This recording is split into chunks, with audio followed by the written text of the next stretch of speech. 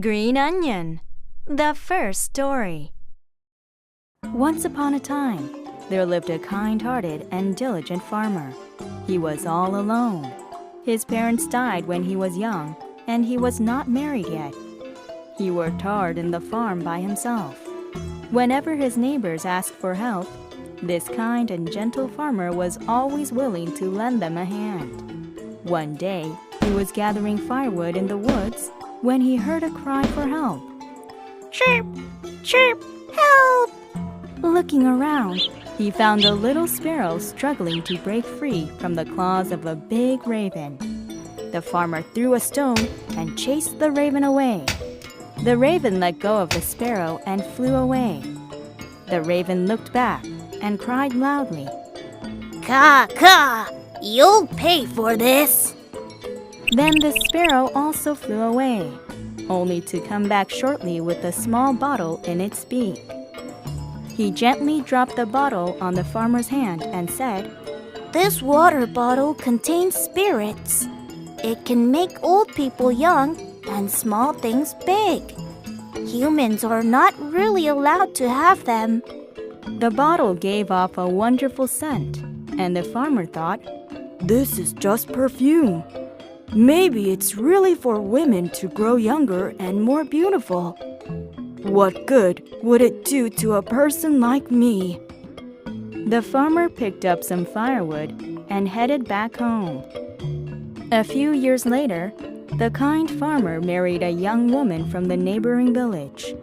They were poor but loved each other so much.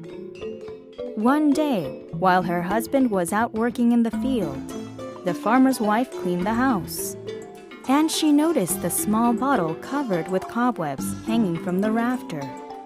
She took it down and removed the stopper. A sweet fragrance of rose filled the air, and she could never get tired of the wonderful scent, no matter how long she smelled it. She took a bath and sprinkled her hair with the water from the bottle. Right there and then, marvelously, she changed into a very beautiful woman. While she was sprinkling her hair, a few drops from the bottle fell on the green onions withering beside the well. Instantly, the green onions grew bigger. Their roots kept spreading like vines, and their stems grew as long as the length of the farmer's back rack. When the farmer came back home and saw his wife, he thought an angel had come down from the heavens. At first, he didn't recognize his own wife if she hadn't told him about what had happened that day. From that day on, the farmer spent his days looking at his wife's face, forgetting all about his work on the farm. Soon, the couple ran out of food. The farmer finally decided to go to work, but asked an artist to make a painting of his wife's face, so that he can take his wife's face wherever he went and still stare at it as he worked. One day, while the farmer was plowing the field, a raven flew around him as if watching over him. At lunchtime, just as the farmer was busy undoing the plow from the ox, the raven took the painting and flew away in a flash. The farmer stomped his feet with frustration.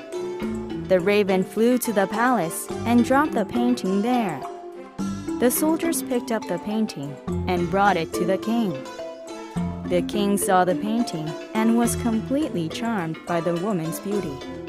He couldn't keep his eyes off the picture for a long, long time. So long that the king's men standing beside him had a terrible ache in their legs.